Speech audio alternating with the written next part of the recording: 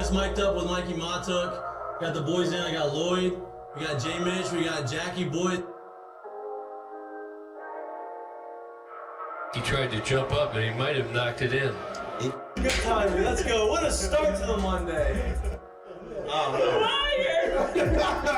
mean, I'm from Lafayette. My boys would come in and say,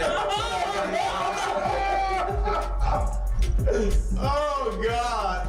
So me and Joe on the ground. I got Joe in the headlock. And he's sitting there. He's punching me in the stomach, like, punching me. Here, is everyone sitting around, who here thinks Ochiko can practice today after having 5 full beers? And he goes, Chad Jones, right? Chad's doing the team. 6 minutes. For 7 minutes, right? Chad's like, no, man, I don't think Ochiko can practice today. And I was like, I look back, I'm like, Jesus Christ. I saw you there. You were more fucked up than me. On the spirit plane had some issues, I think. She was sleep farting. You heard her or you just thought it was her? I sat right next to her and I smelled it. Whoa. What was that? Time for the show. You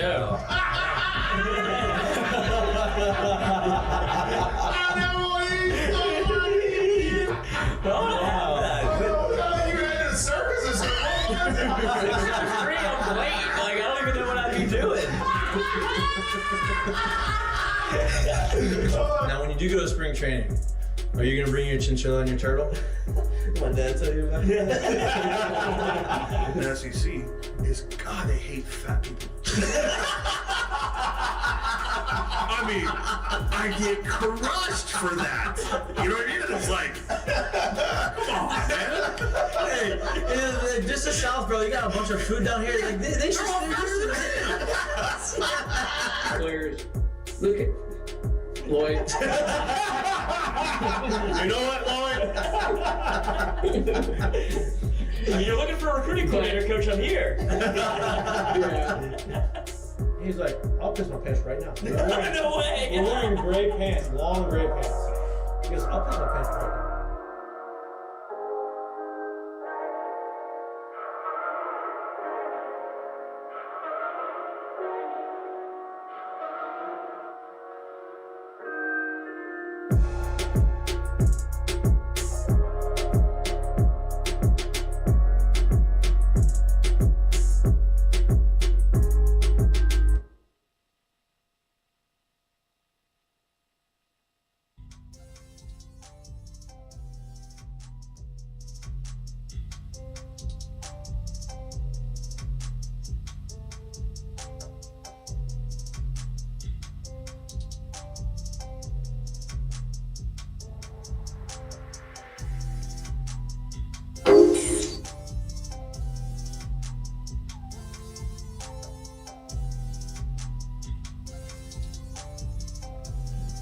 Hello. Welcome back to Mic'd Up. Today is Wednesday, November 15th.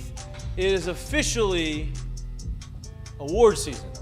This is when the last couple games of the season, it's either make or break you for the playoffs, or if you're out of the playoffs and you happen to have a guy on your team that is doing things that have never been done before in college football, it is now officially award season, which makes it a lot more fun for us fans because it gives these guys something to play for, something to coach for.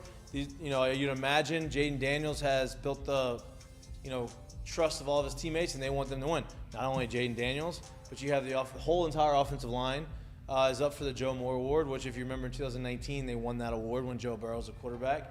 You also have Malik Neighbors putting up gaudy numbers, as well as Brian Thomas Jr. I think people forget about Brian Thomas Jr. because Malik has been so good. Brian Thomas has 13 touchdowns. Malik's got 10. Malik leads the country in receiving yards. I think he's top 10 in basically every receiving category they have. So there's a lot of things to be had and a lot of awards to be played for these last couple weeks. Obviously, the Heisman and all the awards happen before the bowl games because not everybody makes it to the bowl game, even though one of the big things that they are talking about as far as winning this award is, are you on a winning team? What did your team do? Which I think is, I think there is some merit to it. But when you start doing things that have never been done before in college football history, then I think that kind of trumps the, they're not in the playoffs, or they're not going to win a national championship argument. So with that said, obviously Jayden Daniels is going out this weekend. We played Georgia State. Georgia State, S-T-A. Georgia State. T-E.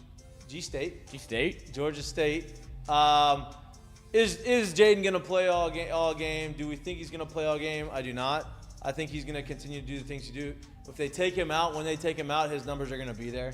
I don't think he needs to go out there and put up 700 yards passing for them to change the minds of the voters. I think if he continues to do the things that he's been doing, he's going to be where he needs to be. And obviously you end with the 11 a.m. game at home against A&M, which I think will be a fun game because it'll probably be his last game. It will be his last game at Tiger Stadium. Women's basketball improved to 3-1. Mikaylah Williams set a freshman record at LSU for, I think she scored 42 points on 15 of 20 shooting, which I think is the more impressive part of that whole thing. She took 20 shots, made 15. I don't care if you take 50 shots. If you're making it at that rate, you can shoot as many times as you want. Number one player in the country. Obviously, she's living up to that billing. Kim Mulkey made some headlines in her post-game interview because at halftime, if you were watching the game, LSU, I think, was up by 2 points, or maybe down. Were they down at halftime? No. They were either up by 2 points or down by 2 points. I believe they were up by 2 points at halftime. You come out of half, and you don't play your All-American, Angel Reese, and you go ahead and you win by 30. I think that is shows the type of coach she is. She's like, hey, listen, I'm going to do the things and set examples of things that I need to do. I don't know why she did not play. Joe Schwartz, assistant coach for the women's basketball team, friend of the show, is coming on the show here soon. Supposed to be at 7. He said he was around the area. He may come hang out with us the entire show, which is great. He's always entertaining. Yeah, pepper him for everything you want. Not sure he's going to give us a lot of insight into like exactly what happened there, but it's a question that we can ask him.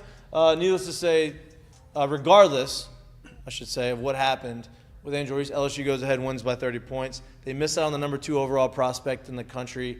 This year she signs with South Carolina. I think Kim's doing fine on the recruiting front. They will be just fine. Speaking of recruiting, Michigan, the number 1 football recruit in the country, Bryce Underwood from Michigan, who visited LSU. He's very high on LSU. Everybody didn't know is it between LSU or Michigan. Michigan just signed a quarterback from the 2025 recruiting class, which leads a lot of people to believe who follow recruiting that Bryce Underwood is going to commit to LSU, which would be a huge get for the Tigers. It is also Wednesday, which means it also Ask Mikey and Mitch. We have some questions from Twitter. Put them in the chat as the show goes on. We will get to as many as we can get to. It is Wednesday. The weather is better. My mood is better. My personality is better. And we're ready to roll, boys. How's y'all's day? Lloyd, how was your day? Ready to roll. You got the hood on with the I don't know what you're trying to do here, but I like it. Oh, Looks thank good. you. The hood with the It's with cold the headset. over here. I think it's because I'm close to the window, so I was going no hood. It's a little nipply outside. No It is. sweatshirt. I had to Yeah. go grab it before the show. Okay, nice. But- Look, represent merch. Gotta get more. I mean, look at all this room for activities Gotta and get more. merch that we could put in here. That's it. Jay, how you doing? I'm doing great. How's Great how day. you living it? Oh, we live You it, good? man. You know, we had a nice, great view today. It was actually good, very scenic from home Nice. a little bit today. Love that. Watched all the fall kind of roll by, but good day. Got some stuff Yeah. done. I got my Christmas lights put up today. We have not yet. I have not put them that up. conversation's been happening a lot. They're not up yet. The inside house decoration has not begun. It is going to happen this weekend. Our lights outside were put up today, which I thought the rain was going to hold it away, make them stay away. Did not. I showed up today from work at my house with the lights already put up, which was a great surprise. You know, Christmas always puts me in a good. Lloyd's the Grinch. He hates Christmas. I think it's a little early to start doing Christmas He lights. hates Christmas. No, Coach. We got Thanksgiving. I still celebrate Thanksgiving. No, I feel like that makes I don't things- ever decorate for Thanksgiving though. Yeah, that makes things. If you have them up kind of slightly before and or like right after Thanksgiving's over, you're right in the window for me. Yeah, I can't. That's I'm right in not- the window. I'm putting it up a week early, which is fine. So now, some people in our neighborhood had them up Day after the Halloween. day before Halloween. Oh, that's too much. They had Christmas lights on before Halloween even had. Come on, we gotta have Halloween And first. I'm like, this is tough. A lot of people now start doing it November 1st because they say, I love Christmas. It puts me in a really good mood. I don't only want to celebrate it for 25 days. I want to celebrate it for a month and a half, which I'm good. Already playing Christmas much. music in the house? I'm good. No, I There's haven't done people. that yet. I have not done that yet. No, that didn't I happen. do love My Christmas wife's been music. playing some Christmas movies. Like Me too. I have been watching Christmas She has movies. been doing that. What? This week. Yeah, she's Which been doing ones? that. This week. We watched Elf, of course. We watched Home Alone. We've watched Allie likes Four Christmases. So we watched Four that Christmases. Vince Vaughn? It's actually pretty funny. That one I want to watch above any of these. Yeah, so well, far. that was actually the first one we watched. Yeah, because that's not even really a Christmas. That's just a No, comedy. it's Christmas. It's comedy, but it's Christmas. And it's very funny. Obviously, Vince Vaughn is funny. But yes, Christmas movies. I enjoy it. Popcorn. It gets darker quicker. It's just. God, it gets so dark so early. Yeah, it is great. But we're not here to talk about Christmas. That We're is here to talk insane. about sports. Yeah, I don't start celebrating Christmas till like December 23rd. Why? What is there to do about it? Well, but Christmas doesn't put you in a good mood. It does. It's all around me. puts me in a- Everybody is decorating for me, so I don't have Puts to me do in a great mood. I love walking. Now, Allie wants to put a Christmas tree in our room, like a small Christmas tree, which I'm all for. It'd be good. I'm all about. You go real tree or fake tree? Well, we love real trees, but Tough. Lot to do. we don't have kids Woo-wee. yet. When we have kids, we probably go. We have a fake tree now. Fake tree now. You That thing's tough. It's a big ass tree. It goes up and down from the attic.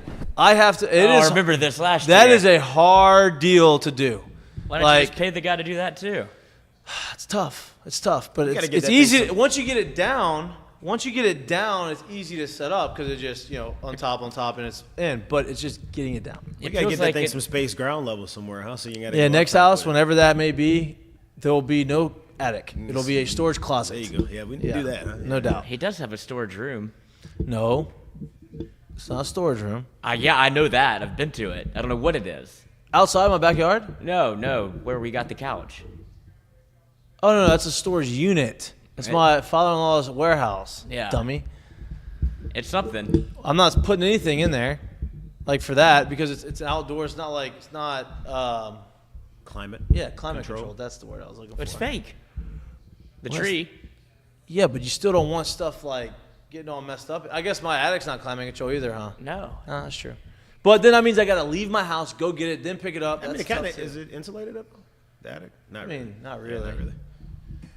Yeah, We got a sports day I today. feel like it's a two-man job, and then this Christmas tree wouldn't be that much of a bother to you. It is. It is a two-man If he- job. Yeah, it's obviously a two-man job. It is That's that- why- I that's mean, why he's struggling I could so much. technically do it myself, but it's like, hey, bombs away from the attic. Hopefully this thing doesn't break. It's going through the cardboard at some Yes, point. it is a two-man job, no doubt, to get it down. I can put it up by myself. It's just to get it down. But if you're already there helping me get it down, you might as well help me put it up. Yeah. That's the way it goes. All right, let's talk about sports. Call Gordy, Simon. He's always looking for an odd job for some. I think Gordy's got his own. I think Gordy's.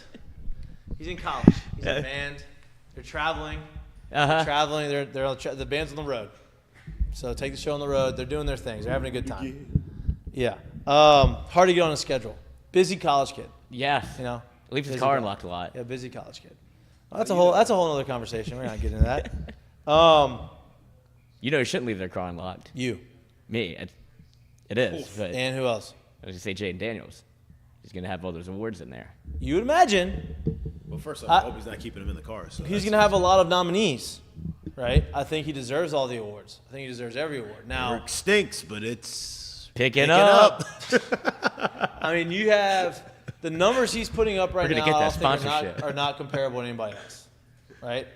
The only way somebody else beats him out is if the winning and hey, you're in the playoff type thing trumps his actual stats, because it's not like LSU is some group of 5 team playing bad competition. You have a guy who's out. I mean, they're still a top 15 team right now. They're a top 15 team in the country. They have the number, I think, 8 strength of schedule. Out of all, I think all the other guys in that group of Heisman contenders, I think the next lowest is like 45 strength of schedule. So he's doing it against top tier competitions. He's had 4 top 10 games on the road. I know he's going 1-3, but he has not been the reason they lost. He's actually been the reason why they were actually in the game. And then once he went out and got hurt in one of the games, you saw the difference it was. So, And you can see why the praise is coming in from Brian Kelly, who's openly kind of advocating for Jayden Daniels. And I think he is now in the position of the schedule where he can look around and go, thank God we had Jayden Daniels. No doubt. Baton Rouge would be, listen, it would be cold out for Brian. Some self-reflecting. I will say this. I got to raise this. Sit up. Whoa. I will say this, though. People, Some people. a lot of people, 2.5 months ago did not want this man to be the starting quarterback. And we're not holding receipts, and that's not my point of like, hey, shame on you. You shouldn't have done that, right? Whatever. Everybody has their own opinion. He was not as good as he was now then, but everybody saw it. Most people, a lot of people saw what could be. Everybody wanted Nuss. Cool. Now the conversation is brought up, well, do we need to go out and get a quarterback in the portal to come out and play next year because now we don't think Nuss is the guy? Well, what changed? Because Nuss hasn't played enough to tell you he is or is not the guy. Or actually to tell you he is not the guy. I don't want to say is because I think Nuss is really good. I think he's going to be good. It's going to be a different type of looking offense. It's not going to look the same. I don't think he's going to be motoring 21 miles an hour down the sideline. But he's going to be able to move around enough in the pocket. He's not going to be a statue. Like, he can move enough to, like, get out of trouble. But the thing that makes it funny to me is didn't want this guy. Now you want this. You wanted the other guy. Now you don't think the other guy can do it based off of nothing. Based off of what you saw one guy do and one other guy not even play on the field. So, to me, I think that, look, if they go out and get a quarterback in the portal, okay, that's for protection. I think Nuss is the guy until he proves that he is not the guy. Yeah, I think it's the same conversation. Yeah, I think we get too often here. We get spoiled by the very good play that we get from some guys sometimes, right? I think this will be a case of that because Nuss if he gets that opportunity to be the starter next year, which I'll be honest with you, I expect it. Me too. I don't care who comes in and or doesn't come in. I expect him to get that opportunity. I think people are going to forget that, hey, he's going to either be playing with some receivers that's probably never played at this level, really, for the most part, or he's going to be playing with some receivers he's never played actual games with in their life ever. Right. At this point. So it may take a little bit for them to, like, get on the same page and kind of really get to going. So And to your point, that's going to be any quarterback, right? Yeah. So, like, Nuss has obviously been throwing routes to the guys that are currently here. If you bring in transfer receivers, obviously he hasn't been there. But any transfer quarterback, same thing, right? So I think Nuss has the advantage there of, like, hey, we're going to get some time.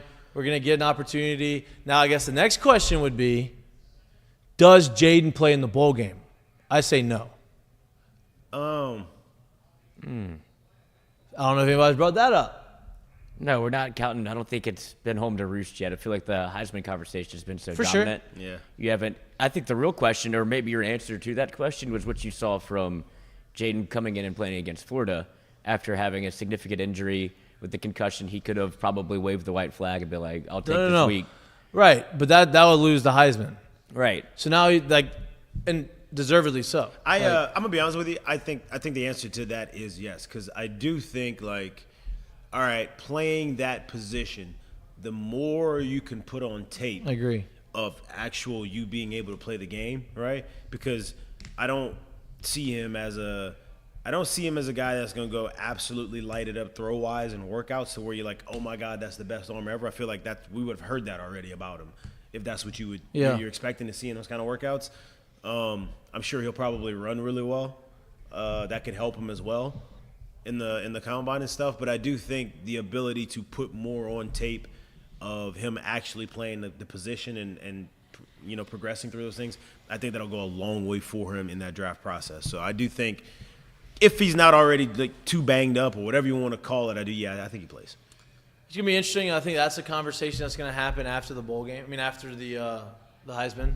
And because slightly, you got to remember, too, when they keep talking about this quarterback thing and the quarterback prospects, they still keep saying it's X person, X person, X person, X person. Oh, and then, we have Jayden Daniels, too, as well. So, like, this will give him another opportunity to kind of raise himself a little bit more. I think he's starting to sneak his way into the first-round conversation to a lot of teams.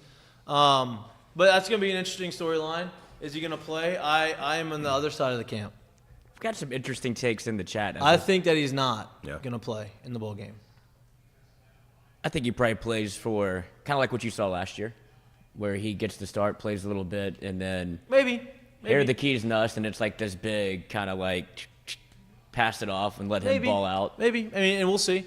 But and a lot of what LSU was pushing this, like after the Alabama loss, is 10 wins, 10 wins, 10 wins. Right. So, and let me be honest with you. I guess another part of it too is I think it also will depend on who they're playing, right?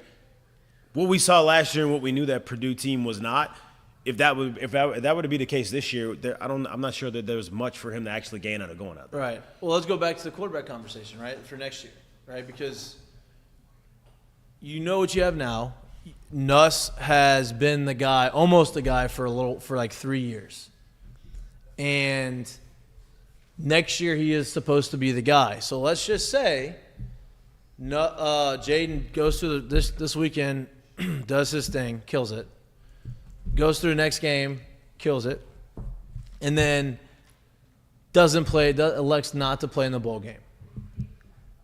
I would love to watch him play as many games as I can, but that also will give an opportunity for Nuss and for people to look at him and say, hey, listen, this is a start.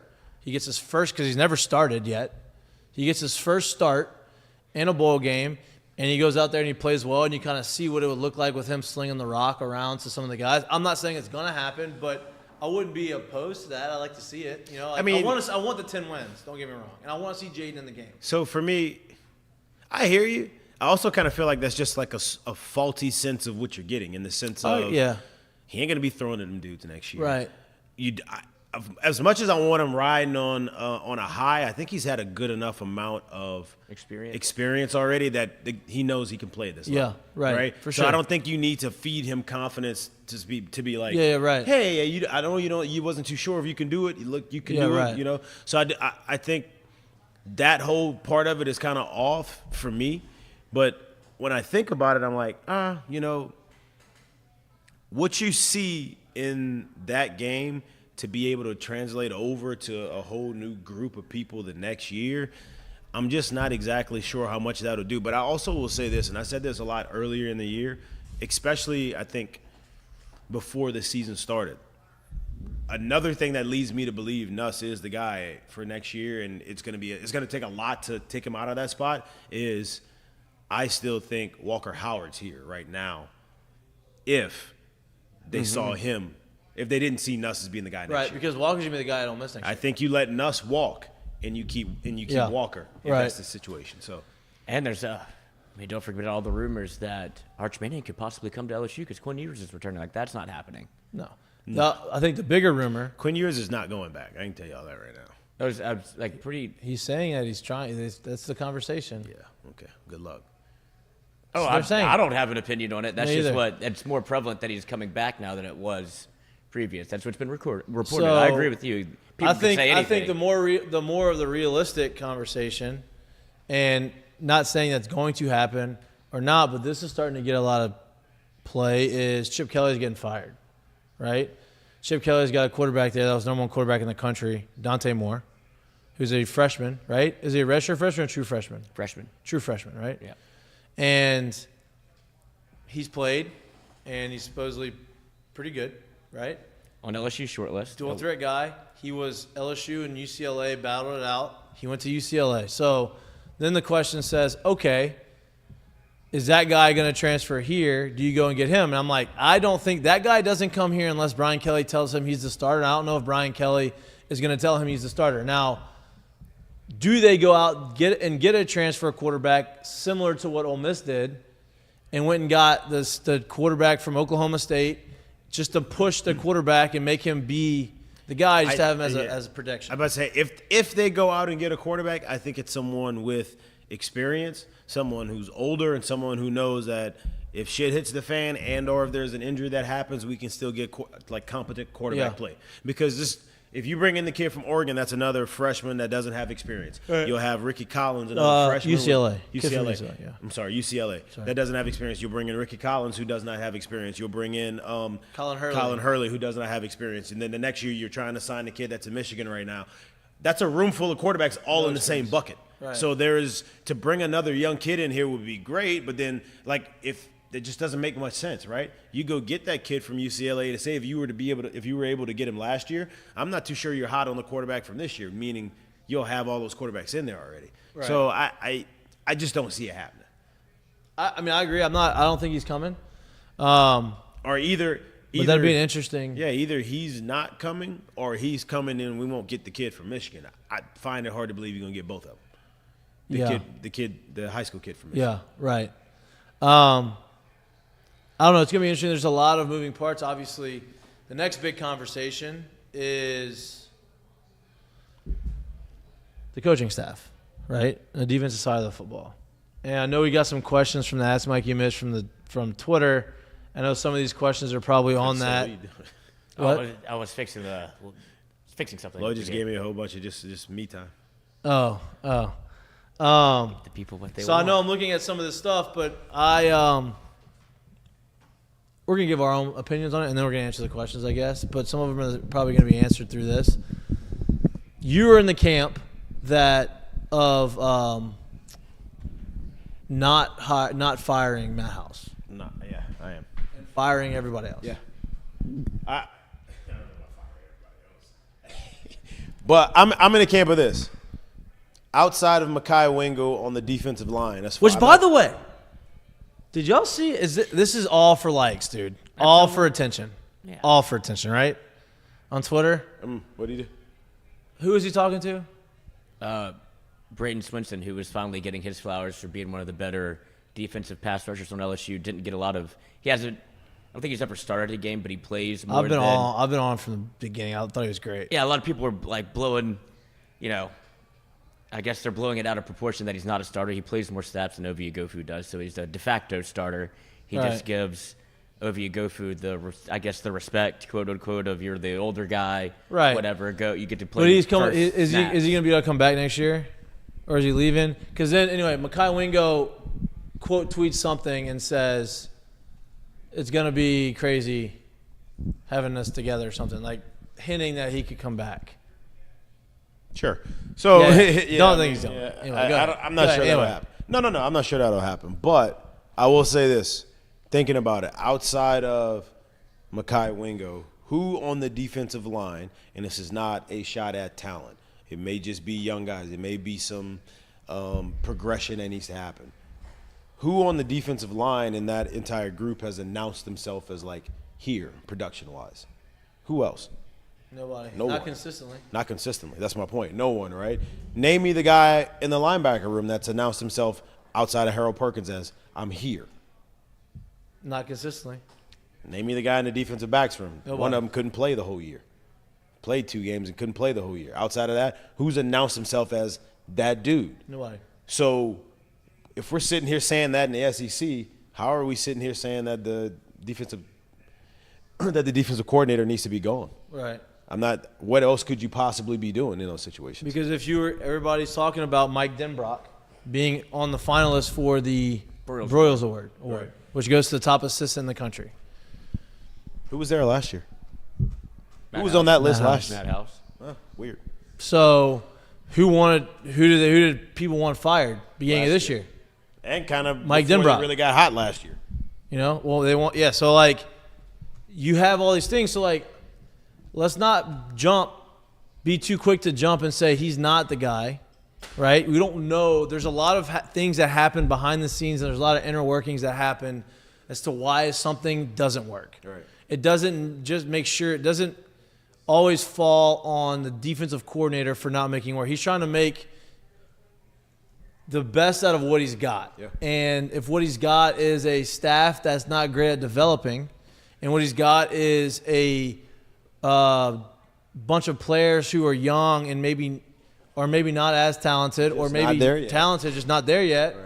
then you're setting them up for a situation where they're not going to be – it's hard for him to succeed because now he's got to go out in the portal and he's got to go land all these guys and hit the lottery in the portal, and that's hard to do. Yeah. So it's not necessarily his fault, technically. Yeah, he's a defensive coordinator, and you want him to be able to make the adjustments and do the things that he needs to do. But there's other guys and there's other position groups that haven't been performing.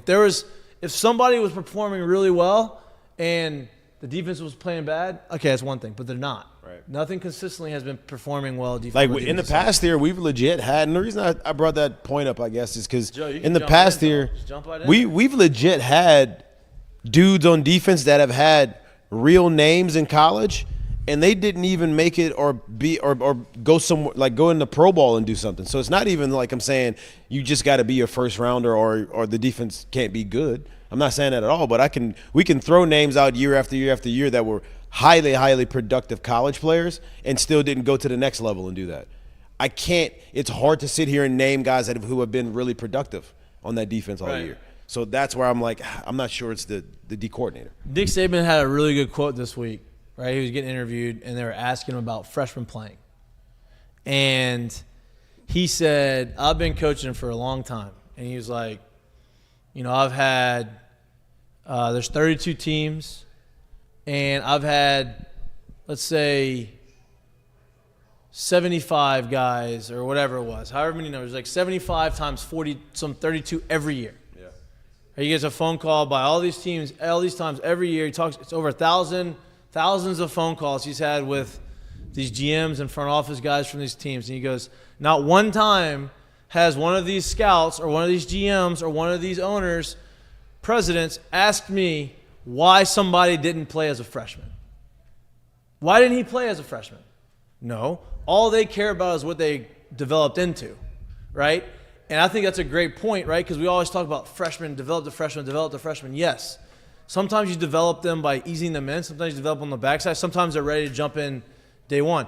Problem is we haven't had Sometimes they're ready to jump in day one and they're blocked. Right. Because there's another dude. There's another dude there. Right. And so I think listening to him talk about that puts it into perspective a little bit. It's like, listen, they're having some of the same stuff. Like, why don't you play the freshmen? They're going to leave. Well, we've had all these guys get drafted over the course of my career here. Do they really want to leave or do they want to get drafted? That's the other question. You know what I mean? I think that there's a conversation to be had. I don't know what the answer is. I don't know if Matt House is in it. Lloyd, you're quiet over there. What do you think? What are you doing over there? I was letting you all get your takes off. I just find it interesting that like one assistant coach can have one. Awesome. Welcome, Joe Natty and Ratty Natty. Speaking of playing freshmen. Back live in person. Back live. It's been a long off. It's been a while. Okay. And I was getting the sound right. But Mike Denbrock has this 1 year. You have like some people in their chatter saying he could leave for a head coaching job. Like the man's 60 years old. He's a lifetime offensive coordinator. I don't think he really has aspirations to be like the Chicken Little of LSU's coaching staff of, Matt House has a good year last year. Defense only gave up 22 points a game. Where's he going to go? Then this year, you fast forward, regardless of the situation that he's been placed in with the playing, it's firing. And now Mike Denbrock is on the Broyles list. It's like, oh, God, he might leave too. Like, these are lifetime assistant coaches. If they have Matt House, I wouldn't consider Matt House a lifetime assistant coach. I think he's younger with a little bit more aspiration maybe to become a head coach. But I think you're right with Denbrock. Like, I think. Yeah, Matt House has already been to the NFL, left the NFL to come back to College Warriors, the defensive coordinator. Well, he was Kentucky. an upgrade. It was an upgrade position. Well, I also think that's part of the territory here. Like, you can't expect guys to come in and coach in this conference at coordinator positions and not be hot on everyone else's head coach's list. Like, that is what it is. If you come here and get the job done for one side of the ball here, somebody else is going to watch you. If you're A&M, they just think they can go after the head coaches at all these programs because they're A&M, right? Like, hey, Dan Lanning, you want to come? Like, he's like, why? My deal's way better here than it is over there. We're winning. We're better than you. We can recruit. I have all the assets I need. Why the hell would I leave all here? All the resources I need. Yeah, so why would I leave to come coach at A&M because you're going to pay me? Like, no, I like where I'm at now. Unless you're going to give me the deal Jimbo did. If you want to fire me and give me $76 million to go home. And I'll go back to Oregon because I'll go back to Oregon. They can pay me another $5. It doesn't go against the buyout. Yeah, that's very good. At that point, he would have no problem having an entire state hate him, right? Like, right, that's fine. I can deal with it. Maybe I can win over these other guys. And I guess to put a bow on this a little bit, one of the reasons that the fire Matt House crowd has gotten a little bit more vocal is because of the Chip Kelly firing and the UCLA defensive coordinator, also up for the Broyles Award, I believe, D'Anton Lynn. Yep, the nephew or the son of Anthony Lynn, former head coach of the Chargers in the NFL. So those are the guys that you would worry about leaving, right? The 33-year-old hot up-and-coming defensive coordinator, like Joe Brady. That's why I think LSU fans are like, oh, they're gonna get our coaches. It's like, yeah, when you had a guy that is probably worth hiring a little bit more upside at 35 years old as opposed to somebody who's 60, and I don't know if he has any more aspirations of coach. It doesn't matter, dude. Pretty good gig. You're in the SEC. Your coaches should be a hot ticket. And if you want a real program in this conference to keep going, you got to keep finding a way to keep doing it, even when those revolving doors keep going. Like, that's just you're smoking all of the crack if you think you're going to be really, really, really good at LSU and none of these coaches leave. That's crazy to think. Right. That's not ever going to be a thing here. I'd be shocked if either one of those two coordinators were hired at any point. I'm not saying they will be. I'm just Yeah. saying, like, yeah, that's. I still think we're getting Coy Raymond back. Yeah, that's a different conversation. Yep. Well, that's part of it. I think. Yeah, I think that's part of not the mainstay of DC OC. This might be some of the. If I guess we're the gonna other bring position that, if we're gonna coaches. bring that name up, am I right or am I wrong? Isn't he associate head coach there? Isn't that? Yeah, that's the title. Okay, so I mean, we can sit here and say this, but if you're gonna get him back, Yeah, you're you either have to gonna do- you're either gonna be paying him more than what he's being paid there, or I would imagine there's some sort of elevation from Yeah. just Right. from just defensive backs coach. So No doubt. if there's a dark horse to that conversation, And that I think that would have. You'd to be have to something. imagine that it's Frank Wilson also on pushing for it to get him back. Like, hey, listen, I know what we did when we had both of us here. Oh no. He's me on the defensive side. Let's go Well, get him. that's what I'm saying. I agree with that, and to me, it doesn't really matter who's pushing for it. But I do think for a man that's done what he's done and has been what he's been on the recruiting trail, like I find it hard to believe that he'll be back here just under the defensive backs coach title. Yeah. That's asking a lot for you to ask him to do that. Yeah. We'll have more of this conversation as the show goes on. Obviously, Ask Mikey and Mitch is in full swing. Please put your questions in there. Our guest, friend of the show, friend of ours, assistant coach for the women's basketball team. Promotion. Congratulations on your promotion. All this title talk. yes, Hey, it's yes, like, see, Coy Raymond does mean Joe something. Schwartz, y'all get 2 rings, which is crazy, wild. Yeah. How does that work? The NCAA gives you one. Told you. That's what we said. Yeah, boy. We Sounds didn't like get- we didn't get that. for sounds like I've baseball. done it before. Yeah, I we told got to you. design one. I think the one we designed was a little bit nicer, though. Yeah, well, I would hope so. Yeah. Obviously, y'all have been in the news a little bit lately because LSU, polarizing brand, number 1 team in the country, Kim Mulkey, polarizing coach, Angel Reese, all the NIL deals, all the stuff happening. Then y'all go and y'all lose to Colorado and Vegas, right? Yeah. And that happens, part of it. Then all of a sudden you start hearing a lot of stuff happening. Well, they're not that good, or they're worried about too much about the NIL stuff, or they're worried about this, or they're worried about that. And then you go and you're starting to take care of business. I think, being away, not inside the program, Kim was probably like, that was good. We needed that so that I could humble these girls and then give me something. I could be wrong. I don't know. What is the feel? What is her vibe? What is your vibe? What is going on over there? And please tell everybody not to panic. And congratulations. I said that. Okay. Yeah, I mean, we've looked at it from every different angle you can imagine. I think everyone knows the off season was a fun one. A lot of celebrating, a lot of encouraging our players to build on their brand. Yep. One thing that LSU has done for a lot of our players is provided them an opportunity to excel on and off the court, whether that's building their brand, whether that's making money, whether that's traveling the world with USA Basketball. We had a bunch of players this summer that either got invited to training camp in Colorado Springs or were able to go play in a couple different countries, whether it was 3-on-3, whether it was 5-on-5. And coaches have to draw a fine line on what they can and can't let their kids do, and I think that's one thing that Coach Mulkey does very well is allow kids to live their lives outside of basketball, because eventually the ball is going to stop bouncing, and we've got a lot of kids on our team who have bright futures on and off the court. So, I think that Colorado game was good for us. I think a lot of people want to say, it was a checkpoint. You want to see where you're at. I mean, first game of the season. Like, let's be honest. Does that game really mean much? Probably not. But only if you don't learn from it. And I think we've learned from it. I think we've learned a lot of things. I think we've learned we're not in as good a shape as we need to be in for where we want to get to. In shape, you mean Basketball conditioning? I think, or just from a conditioning standpoint, our transition offense and defense was very bad. Colorado scored a ton of points in transition. They played harder than us. They hit a lot of shots.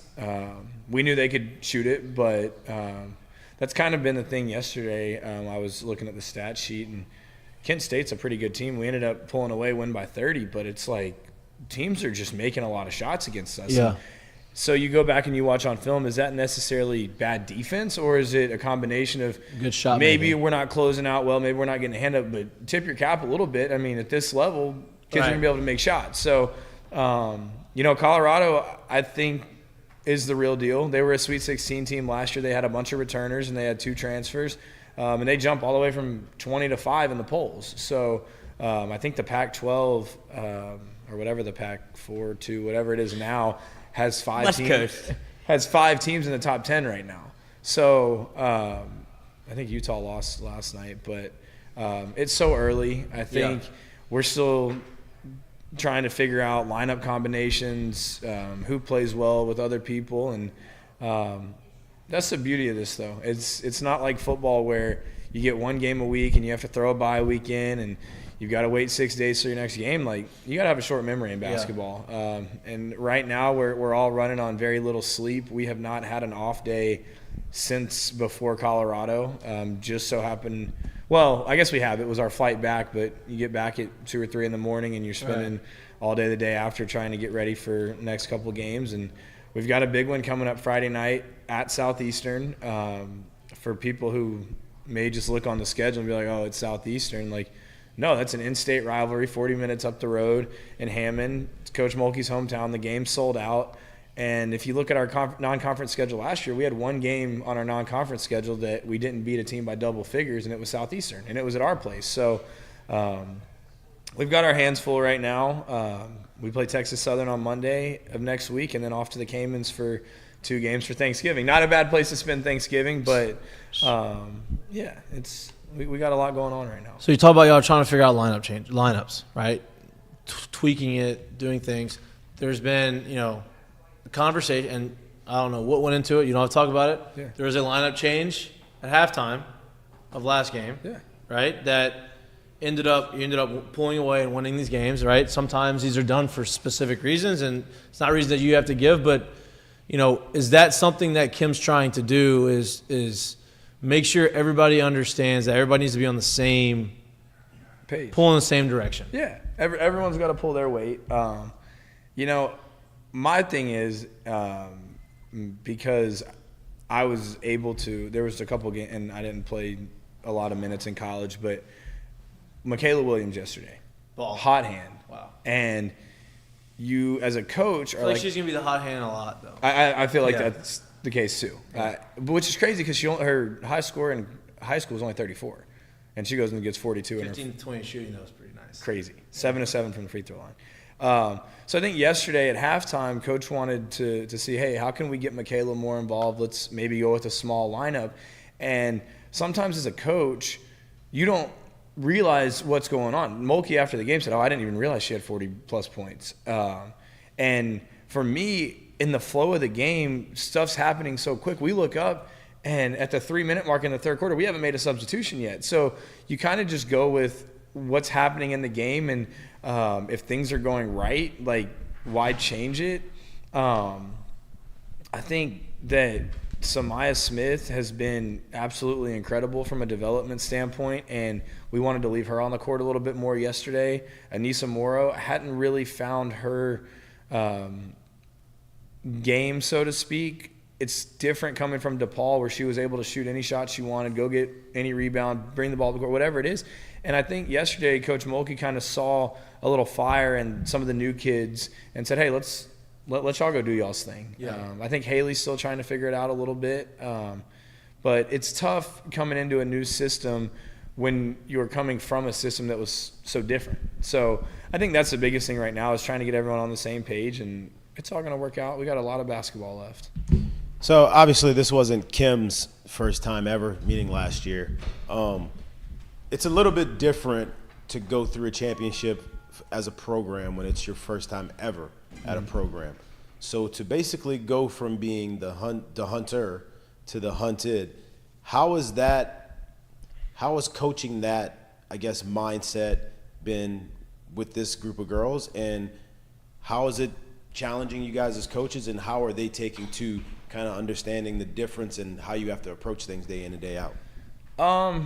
I think we've got a bunch of different personalities on the team, And I think Kim, as a coach, has realized that there's a lot of different things that kids do well on and off the court. And it's funny, as a coaching staff, we've got to be the ones to make the decisions. And whether they're good, bad, or ugly, we got to live with them. So the Colorado game, you look at, we were the hunted. Colorado probably had that game circled on their schedule from the beginning of the summer when they got their whole team back.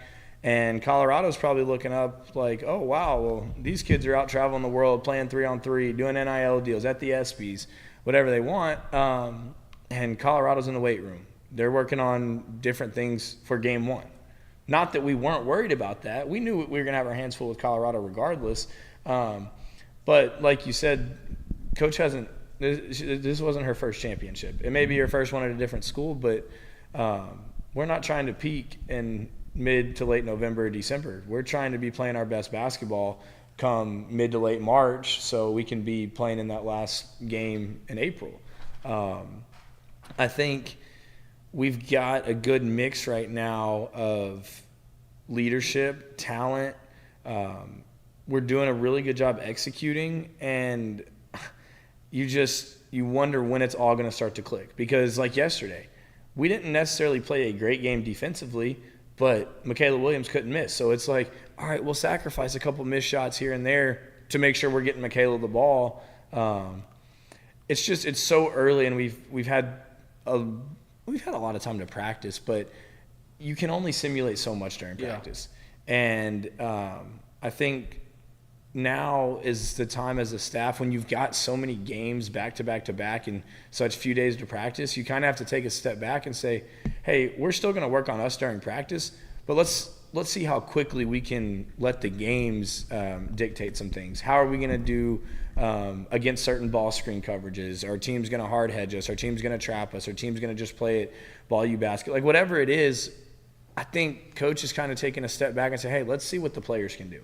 And then from there, we as a coaching staff can make adjustments. How do you go about managing expectations, right? Like you talked about the new girls coming in, learning new systems, people learning to play with each other, people who have had success in other places, right, and coming into this system. How do you manage expectations with the way things went last year, with the people coming into the program, with the hype around the program? How do you manage all that stuff? It's hard because it's like Nick Saban always talks about the rat poison. And no pun intended. No, Joe Ratty. But Can't be killing you, dude. But it's all the media, the polls, whatever you want. Having that number one next to your name, being the defending national champion, hearing everything that the media has to talk about, it's difficult. At the end of the day, these are 18 to 22-year-old kids. Like, it's not easy to see your face on the front page of Sports Illustrated or ESPN or every time you turn on the TV. Win, lose, or draw, I mean, we're going to be talked about. So as far as managing expectations, I think you've got to take it one game at a time. You take different things into account. Like last year, we played a single-digit game against Southeastern. I think now it's like, all right, well, I'm not saying we have to go beat them by double figures, but let's learn from last year. Like, this is going to be Southeastern's championship come Friday night. So we need to realize, we were up 21 in that game, but we look up with a little over 3 minutes left, and it's a 4-point game. So you've got to pick and choose times to listen to what the people are talking about, and then on the flip side, use it as motivation. So, we know we're going to get everyone's best shot, but what are we going to do about it? And so you kind of have to flip it on the players like, to whom much is given, much is expected. And if you want to be the best, you've got to play with the best. You've got to compete against the best. And at the end of the day, you've got to have a swagger to you like, all right, we are the best. So y'all can punch. Y'all can give us a right hook, left hook, whatever you want. But it's like a boxing match. Like it's a long match. And whoever's more resilient, and I think that's when maturity and experience comes into play. And we've got kids on our team that have played in a lot of games, but they haven't played in a lot of games together. And I think you look at Colorado as a perfect example of that. They had 6 or 7 that had played in a lot of games together, whereas you bring in Nisa and you bring Haley Van Lithen, you have Angel back, you have Flage back. You have kids that have played in a lot of games but not together. Right. So it's unfair to have these super high expectations this early on for kids who have only played, I guess, now 4 games together. Well, that's kind of was going to be my question is, no matter how many people you have coming back, we've talked about it this year with LSU baseball. No matter how many people you have coming back from the team from the previous year, it's always a different team. It's going to be played differently. You're going to lose some key pieces from teams. Everyone does it. Y'all lost some key pieces. The team may look the same for the most part, but on paper you got better. It's right, more talent, but it's going to look differently as to how you play things, right? Like you had an experienced point guard last year who could make shots, who wasn't scared to make the shots in the big moments. She was kind of the hey, when things just kind of start to go one way in the fourth quarter, she could figure it out and kind of give a spark and start making shots, mid-range jumpers, and those types of things, right? And quick to slide in there, had been in Mulkey's system for 2 years. Right. So now you lose her, right? You lose the general. You lose the person who you can rely on to know what needs to be done. Yeah. And you replace it with somebody who hasn't been in there, is kind of new to that position, and trying to get that chemistry because basketball is all full of, chemistry. Right. You have to be able to play with these guys, or girls, know where they're going, know where they're going to be, and those types of things. How has the style of play changed from this year to last year as far as personnel goes? It's hard to see right now because, like I said, it's still very early. Yeah. But you're bringing in someone like Haley Van Lith, who at Louisville played off the ball, could take as many shots as she wanted. I mean, she was a volume shooter, but as a mature young athlete, she's went to coach and said, hey, I know what we're missing. We're missing a point guard. Like, I want to learn that position. Now we have Poa and we have Kateri who can play the position, but they've been off the ball. It's hard when you have a point guard like Alexis Morris who played 90% of her minutes at the point. So I think between those three, we've been trying to figure out who's going to be at the point the most. And then from there, you figure out lineup combinations. Do we want to go with a little bit bigger lineup? Like, hey, should we go with Flage, Mikaylah, and Haley, and then maybe have Anissa and Angel? Or do we want to go with Angel and Samaya at the post? Or you've got Aaliyah Del Rosario. She's the #1 post player in the country. Like, she's got to get used to the speed of the game, and she's learning. But you can't just expect to throw her out in the fire against South Carolina in January. You've got to build her confidence up in non-conference, and she's getting better day by day. So I think with all these new pieces we have, it's hard to just – on paper, it looks like we're more talented just based off the names and the statistics. But at the end of the day, you can't replace experience. And not experience, like I said, from a standpoint of playing a lot of games, but playing a lot of games together. So I think we're going to get there. As long as these kids keep working hard, I'm not worried. I mean, that's really what it comes down to is their want to be good. And I think Colorado was a big wake-up call. Our practices have been a lot harder. Not from a standpoint of coach yelling and screaming or whatever, but I think it's like, all right, the competition's kind of going up. Competition's gone up, but there's also a level of expectations that we want to uphold, and we're down here when we need to be higher up. And that goes without saying, and it's nice to have some kids in the locker room step up and say, hey, we're not going to do that again on national television because that was embarrassing. Yeah, well, even from that perspective, if you look at everything that went through y'all's offseason, you were in a no-win situation for that Colorado game. If you win by 5 or if you win by 50, it's, they were supposed to do that. Look at who they added. And it just feels a little bit – I don't know if that's the best comparison, but like when the Big Three started for the Miami Heat, like they started off 9-8. People don't remember that. It wasn't very good at the beginning because of everything that you just highlighted. Like, LeBron James is the best basketball player on the planet. Yeah. Chris Bosh is pretty good. Dwayne Wade's been there forever. Yeah. But they had never played basketball together. Mm-hmm. And basketball is one of those sports where – like you said, thank God it's a long season because you can't just roll the ball out and expect greatness to happen without ever playing together. So I think you're going to still have adversity throughout the year no matter how good it looks because of the target on LSU's back. So that's more of what I think is interesting is that I guess do they realize, like the team realizes that no matter how good you are, you're kind of the villains of college basketball? Oh, yeah. And I think they hear all that. They see it. They understand it. Now I think the biggest thing is getting these kids to embrace it. Right. I don't think they've fully embraced. I am not a role model. Hey, we are the bad boys, so to speak. We are the super team, whatever you want to call it. I mean, we're not. You can call us a super team, but maybe we're not a super team. People can call us what they want, but at the end of the day, we've got to put 5 out there that can play together and that understand. Hey, like we're getting everyone's best shot, And it's funny, someone else mentioned that Miami Heat. It was actually Kramer. Kramer was talking about that the other night. He's like, y'all really, like the Miami Heat had the big three. They didn't start off great. They're bumping into Eric Spoelstra on the sidelines. Yeah. Like He wanted LeBron wanted Spoelstra fired. he wanted Pat Riley to come down and coach. I mean, From the top. I don't. I'd hope no one is calling for Mulkey's head right now. No, I think Spoelstra's in a little different situation. Yeah, but it's one of those situations where it's like, I think Coach said it, the sky's not falling. We're going to be fine. We lost to a top 20 team who is now number 5 in the country.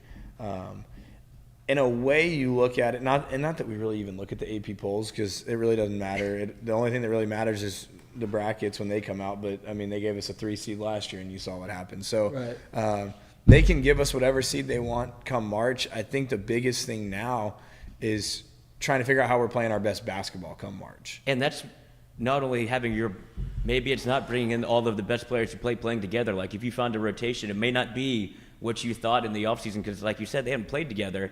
But every game you're going to go in like this Southeastern game. Like you expect, if you want to say, whoa, we should win by double digits, you're going to get their best punch in Southeastern. Everywhere you go is going to be like a world tour. It's going to be sold out. Yeah. And I think a lot of what happened is this kind of happened earlier than I think the staff expected, than Kim Mulkey expected, and probably even the players expected. And so you have to kind of adjust to being a national champion when you weren't really ready to be one. Like you just kind of went on a roller coaster ride last year, and you wake up in your national championship game, and you're like, oh, we can win this thing. Yeah, and that was expected. I think that's a very good point because I forget if I read it or if it was on a podcast somewhere, an interview. You know, as coaches, you try and find anything and everything to motivate your kids, whether it's press clippings, whether it's something that's said. And I was going back and I found something on Colorado, and one of the writers they said, and it was, if you look at it as a basketball guru, LSU and Colorado are basically the same. We both were in the Sweet 16 last year. Colorado played against Iowa. We're an airballed free throw and a missed free throw away from not making it past the Sweet 16. Whereas, and then if we don't make it to the Sweet 16, Iowa beats Colorado in a game that was pretty close down the stretch. I think it was a 4-point game and then it ended up being 10. But it was 4 points in the last 2 minutes. Like, we basically had the same season Colorado had. We had a couple bounces go our way. They had a couple bounces that didn't go their way. But people just thinking we were going to walk through Colorado since it was game one. No, that's not it at all. Colorado feels like they should have gone farther, and we shouldn't have. And I feel like the writers probably realized, we probably underranked them. Yeah, but they should have been ranked higher than 20. And, they felt disrespected, all that stuff. Jay, you got a question? Yeah. So you talked about Haley kind of coming to y'all and wanting to take more of a on-ball situation and wanted to kind of learn that position a little more. Who returning from last year, and doesn't really matter what the role or the situation may be, who returning from last year has kind of taken the bull by the horns and kind of taken on something either before you were able to get to them as coaches or just on their own as it's kind of gone, has taken on a different role that they've kind of taken ownership to, and it's been something that's kind of sparked the team? I think you've really seen it from Flage. Flage took a very big step this summer, which is a coaching staff, I wouldn't say it was eye-opening because we always know she works hard, but Flage had a lot going on. Flage had a lot going on this summer. And it's not like she was in Baton Rouge the whole summer. She was here for a couple workouts here and there. We don't have a ton of mandatory stuff, but we do skill workout. They're with our strength and conditioning coach. But she made sure in whatever city, state, country she was in, she was getting work in. College ball sounds so much like pro ball these days. Yeah, and she took a huge leap and has basically said, hey, I want to be the leader. And, I mean, Angel has done the same thing. And then you have a kid like Mikaylah Williams who comes in. And as a freshman, you're a little hesitant. You're like, especially with all the personalities on the team. Exactly. What do I say here? What do I say there? But I think Mikaylah made it pretty clear yesterday that she can now have a voice in the locker room. Yeah. I mean, her game backed it up. And Haley is still, I think, struggling to find her game. And I think once she finds her game, it's going to take a lot of that. I wouldn't call it pressure. I just think she's trying to learn a new position. She's in a new system. She's around new players, new coaching staff. I think it's just she's pressing very hard. It feels like to be a point guard first. To like exactly. make it a point that this is what I need to be doing as like a distributor of the ball because her sister up. Like it's not like she's played bad. It just you could tell that this is more of a priority than me scoring. Exactly. It's a big difference for her. But like I said, we're so analytical about everything, and we want to dive down. But like you look up yesterday and you beat Kent State by 30. I mean, Kent State's not a bad team. It was a 1-point game at halftime. Like we're in there at halftime trying to make adjustments and everything, and we're up 1, and we're like, oh, well, this team's hit some tough shots. What are we going to do? And then you look up and you still beat a tough team, good team by 30. You talked about Kim allowing these girls to kind of like show their personality, go out and get deals, go out and get NIL stuff, do all those things, which is great. But with that comes a lot of added hubbub. Yeah, stressors, added Scrutiny. Scrutiny comes with with that comes more. Hey, I have stuff that I've never had before, right? I have money, a lot of money that's coming my way. I have to be able to do these things that I've never been able to do before as a young college student. Right. How has she been able to help them manage their social calendar as far as NIL and sponsorships and deals with practice and teaching them? Because at the end of the day, like they're still young, so you have to have some sort of guidance in how to manage this. Yeah, I mean, Coach has been very open to it. We've obviously got a person on our staff, Jennifer, who handles the majority of the NIL stuff, not necessarily going out and chasing deals, but if a company calls and says, hey, we want to do a photo shoot or we need them here, they go through Jennifer. She's the liaison for that. And she's obviously got our practice schedule, our game schedule. And Kim has still been very open. Obviously, it's tough. We don't want kids having to fly to LA or New York or Miami midweek. Not because we don't want them to do it, but with travel and missing a flight or a flight getting canceled, and then it turns into a 2-day thing. And well, at the end of the day, right? In professional player, in professional sports, because that's what this is, right? It's the same thing. At the end of the day, in professional, if you have a game in the NBA, WNBA, Major League Baseball, NFL, you aren't gonna and you have practice. You're not going there, and you're not gonna sacrifice the practice and the game and the stuff on court or on field for this deal. Like it's hey, we got to manage this, schedule it around it, or do whatever. Yeah. And I think that's the learning process, right? Because at the end of the day, the reason why you're getting all this stuff is because of your performance on the court, right? And so like that's a tough thing to manage when you never had to do it before. Yeah, I think it's hard for some of these kids to realize how big of a reach they actually have, and it can be overwhelming at times. I think a lot of our kids. We're at the highest of highs this summer at the ESPYs, traveling, doing all these deals on the cover of Slam, on the cover of Sports Illustrated. But Coach is all for that, and she wants these kids to capitalize on it while they can, because there's such a short window of time, whether that's 4 years, 5 years in college, until it goes away. And if you do a good job now of preparing these kids for life after college athletics in this NIL world that we live in, they could really set themselves up for long-term success. At the same time, you're trying to teach them how to be a professional, how to show up on a daily basis, work hard, and have that same drive that got them to where they are. Is this why you came on the show? Because remember last year, every time you come on the show, we had a nice little run.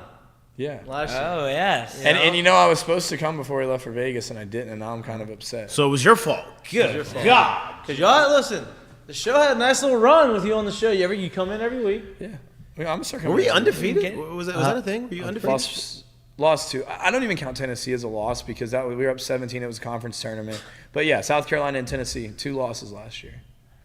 So let's pretty good. That's a pretty strong schedule. That's a pretty strong schedule. Yeah, you got to come on more. Now you can hang. Now you're here early. You got nothing going on, I'm assuming, tonight. Right?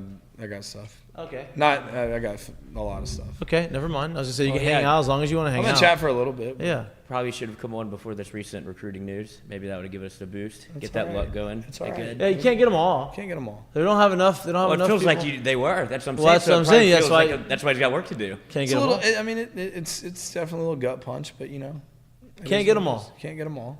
And I'm sure they roll out the red carpet for over there. I'd imagine. Yeah, I think that South Carolina was saying we definitely can't lose them all. This is one where we got to put our foot down. We're still here. Look, they're still good. Right? They're still a good team. Like they're going to go out there and still going to recruit into the things they need. They're not going to give. They're not handing you the SEC on a silver platter. No, which is good. I think that's good for y'all. It's great for us. We love it, and I think it keeps us hungry as a staff. You hate to use the analogy humble pie, but that's really what the past couple of weeks have been. I think the national championship, like you said, we had a lot of good bounces, and you end up in Dallas. The 1 seed in our bracket lost. We beat the 2 seed. We're playing a 9 seed in the Elite 8. Not saying those teams weren't good, but on paper, that's not set up for a run. Yeah, that's not supposed to happen. Yeah. And I think as a coaching staff, like you said, we were getting kids. We got to sign the #1 recruiting class last year. We got the 2 best out of the portal. You're up here, and it feels like you can't be stopped. But like you said, it was going to be tough for us to go in, and whether we beat Colorado by 5, 30, or lose, something was going to be wrong. Oh, you're supposed to do that. Oh, it was too close. Oh, you lost. You aren't as good as you think. Or you win by 50. Of course they did. Look at everything they did to get these players. Exactly. And it comes a whole different narrative where it's almost not even about basketball at this point. It's sometimes air's thin up there. Yeah, thin. They're real thin. Yeah. And everybody likes to punch down. And it's like we are in a place that not many college teams have been in. Use this analogy. I think Coach said it in a press conference the other day. How many other universities can you look at in probably the last 50 years, maybe longer, where 3 of your top 4 or 4 of your top 5 athletes on campus are females? And one of them, the one that's not, should be the front runner for the Heisman Trophy. Yeah, that's a whole conversation that we were getting into before you got on the show. It's like you've got Livy, you've got Angel, you've got Flage, and you've got Van Lith. And now the most slept on, Mikaylah Williams. If you don't think her stock's just going to skyrocket after what she did yesterday, hell, the WNBA tweeted about her last night. Right. It's just maybe back at USC when they had their women's basketball team that was phenomenal. Cheryl? Yeah. Miller? That's how far back it feels. That's how far back it was. At LSU, you could say maybe Simone. Well, UConn. Yeah, but it didn't feel. Yeah, but who? Maya Moore? That's just one. Yeah, it was more Gino Ariema. It's more Gino. Yeah, Candace Parker. But I feel like every time they've done it's usually one star on the team. But what else did UConn have? UConn didn't have football. Their men's basketball's up and down. That's my point. So it's and they're not a Power 5 school. So you're talking about one of the largest institutions in the country. And from a following standpoint, no one else is doing it like LSU. And I think you've got to tip your cap to President Tate and to Scott Woodward for putting coaches in place to recruit these kids and then bring them here to let them capitalize on their brand and name and image and likeness. And with that comes a lot of responsibility. And I think that's why a lot of people don't, outside of Baton Rouge, why LSU was probably going to be #1, especially for the women's basketball. Look how quickly it happened. Exactly. You're not supposed to be able to do it that fast. Where have they been since early 2000s? And then it's 1 year in, national champion. It's they cheated. It's no, we brought in a pretty good head coach that's done it before. Yeah. And then you go on a tournament run. It's not what people want to make it to be. Yeah, but we love that. That adds fuel to the fire. That's what keeps us doing this. And it's just we'll get back on the recruiting trail. There's still a few kids that we're looking to sign that would still give us a phenomenal class. But I think we also saw, with Jada Richard, the kid we just signed, and I am allowed to mention her because she has signed now. There we go. Lafayette. Don't let you get in trouble. Lafayette. She's someone that's very underrated. I think she was #1 player in the state. #1 player in the state of Louisiana, but I think she's in ESPN has her in the 90s. But look at Flage. Flage was not very highly rated. She's doing just fine. So you've got to take these stars and whatever with a grain of salt. Yep. But if you want to be the best, you got to go get the best. And at the same time, you've got to find some diamonds in the rough that can be role players that can really help you. Look at Samaya Smith, what she's done. She wasn't extremely highly rated, but she skyrocketed over a year. And I think one thing we've really been working on as a staff and we're trying to emphasize, especially when we're talking to recruits, is player development. We've got one of the best post coaches in the country. I mean, think about who Bob Starkey's worked with. Yep. Shaq, Simone. And so, I mean, Simone wasn't really a post, but Sylvia. I mean, he's coached two of the best on either side of the ball, whether it's women's or men's. I mean, Shaquille and Sylvia are two of arguably the best post players ever. And for him to be able to share his knowledge with our young post players, Coach G, myself, Coach Kalen, like, we work with our guards on a daily basis to help them. And that's what a lot of these other schools don't have, is someone or a group of coaches that their players can go to and say, hey, I want to get extra work in. Here's what I want to do. Let's focus on this, this, and this. And people have this misconception that player development is only working out. Player development is a lot more than getting in the gym. It's watching a lot of film. It's being on the same page with the coach. We need to have a floor general that is thinking how our staff is thinking. So there's a lot more to it, and all that trickles down into recruiting. And when a recruit comes on campus and says, hey, what makes y'all different? Come to a practice. Yeah, exactly. And that's one thing that we try and make sure every recruit sees is a practice or a shoot-around or a game, and the attention to detail. So, like you said, you can't get them all, but we're going to keep working. We'll keep going. We'll be just fine. Just keep pushing forward. Yeah. It's going to be all right. We got full confidence Yeah. in the Tigers to do what they need to do. I can't wait for them to get back here so that I can. Well, yeah, after so we've got Friday night in Hammond. We've got Monday night against Texas Southern. We've got 2 in the Caymans, come back one game, and then I think we got Virginia finals, Tech. right? We got Virginia Tech at home. And then finals. Then finals. Then we have a little 10-day break. Not break, but that November 30th game is one. It's my birthday. You'd probably be at supper club then. No, I'm going to New York the next day. I'm going to New York the next day. I'll take that ticket for him. Back. So that Virginia Tech game, I think, is going to be a fun. That'll be the first. I mean, yesterday the kids game was insane. And you had 8,500 elementary school kids. The decibel level was way up here, and the average age in the PMAC was down here. SpongeBob was cracking. SpongeBob, Fortnite dances. Gangnam Style. Gangnam Style. That's still going strong. That's amazing. It's crazy. The Whip and Nene. That's still a thing. It's still a thing. The kids are getting, Dabs. Dabs. Are they yeah. dabbing? Yep. Wow. But yeah, That's still a thing. I think that. Those are, as somebody who worked in sports information when Northwestern State did that game, it was the worst experience of my life because they are so loud for the entire 48 minutes. They're just yelling for anything. Oh, anything can happen. But But I was also violently hungover. I had to go throw up in the parking lot. Ooh, I didn't know that's a tough one. I didn't know that was going on. You remember a lot about that day. Yeah, I was in hell, I Coach. probably didn't remember the night before. But, No. One thing that I really thought was cool, and this is one thing that I'm starting to do a lot more, is I always watch Coach Mulkey's press conference, but listening to what our players have to say in their press conference. And I thought it was really cool what Mikaylah Williams said yesterday. And it's a clip that I think LSU will use for a long time.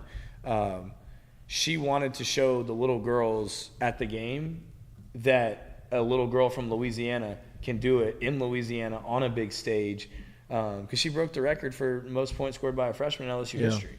I mean, and there's been some pretty damn good freshmen that have played at LSU. So we won't have another kids game this year, but our season tickets are sold out. The student section's been great. Flage actually is performing this weekend at Fred's. Nice. Friday Love that. night. After our game in Hammond, she's going to come back and do a little set there. So we're working on some things to continue to grow. That's crazy. Continue to grow this thing. I think that's another thing is. You know what's crazy?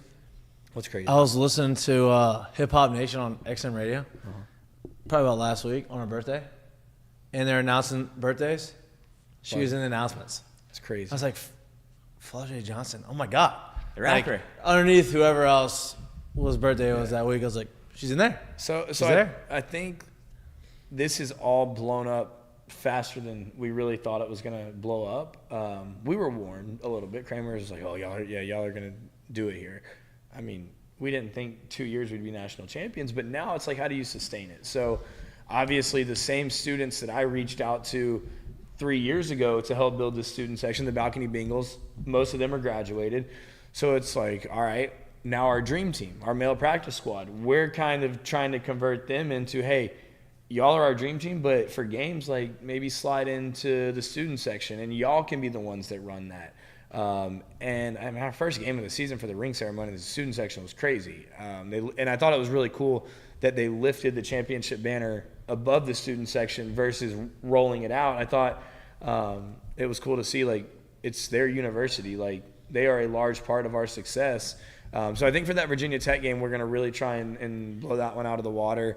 I've talked to Nay at Fred's and some of the other fraternities and sororities, like, hey, what can we do to get the student section packed? Because it's going to be a great game. We're both top 10 teams right now. Rematch of the semifinal game. Yep. They've got a lot of returners. We've got a lot of returners. And then from there, we've got a few more home games in December. We close right before Christmas at Coppin State up in Baltimore, kind of an Angel Reese homecoming game. And then See, even that'll be crazy. Yeah, it'll be nuts. And then you come home, you got one more to close out non-conference.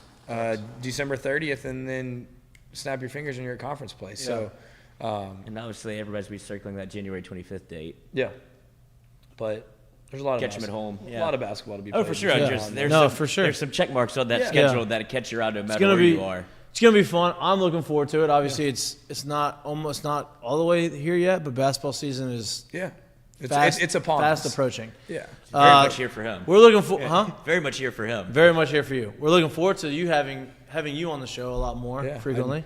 I was driving today and I was like, well, I'm glad I put my hat on this morning.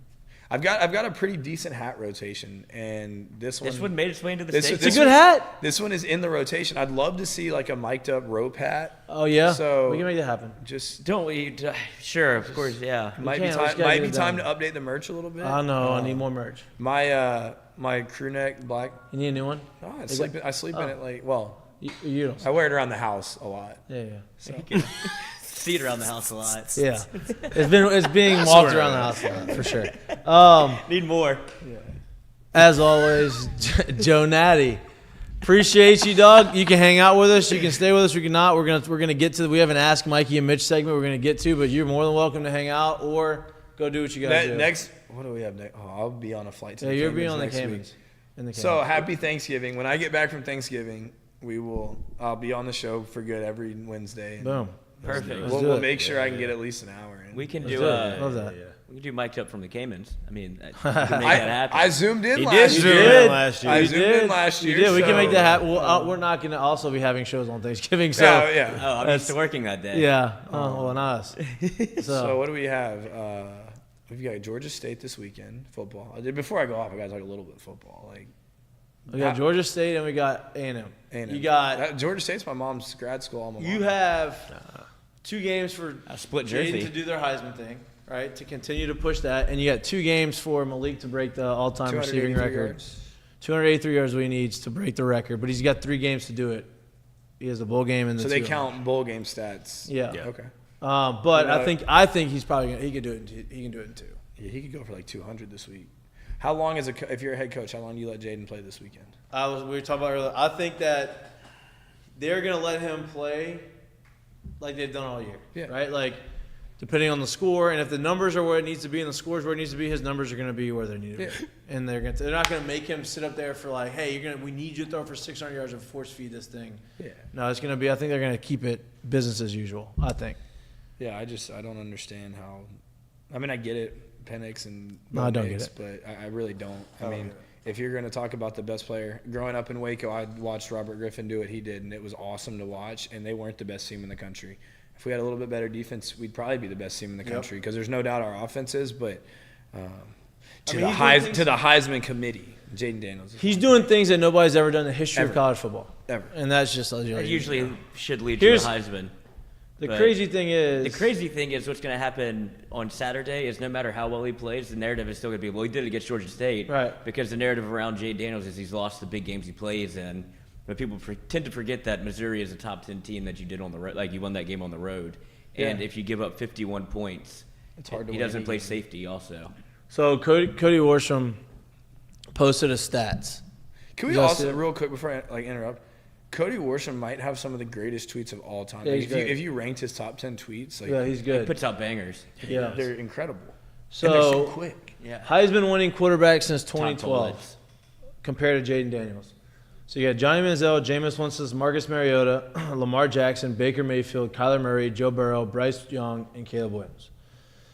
Out of all of those guys, this makes you just look at what Joe did. It makes it stupid anyway. But Joe had 6,039 total yards. So he scored 392 points. He averaged 26 in a game, and his efficiency was 202. The only other person in that list that has their efficiency at 202 or over 200 is Jayden Daniels. Jayden Daniels is averaging the most yards out of all those guys right now a game at 408 a game. Joe Burrow was at 402. And you can't speak about the rest because he's not done with the schedule. And he's not done yet. So now, Joe also had extra games. Yeah. Right? So Three. Yeah. So Joe had the SEC championship game. He had the playoff game and the national championship game. So 3 extra games that he's going to do this. Now, Jayden has the bowl game, so say 2 extra games, right? Because Jayden also has the bowl game that will count for his stats, but not for the Heisman. He's going to surpass everybody, but not everybody, but his efficiency is high. So my point is, all of these guys there, and he is the best out of all of them, outside of Joe, since Joe. So that's the best player in the country. There's no, he didn't win. Johnny Manziel didn't win national championship. Lamar Jackson didn't win national championship.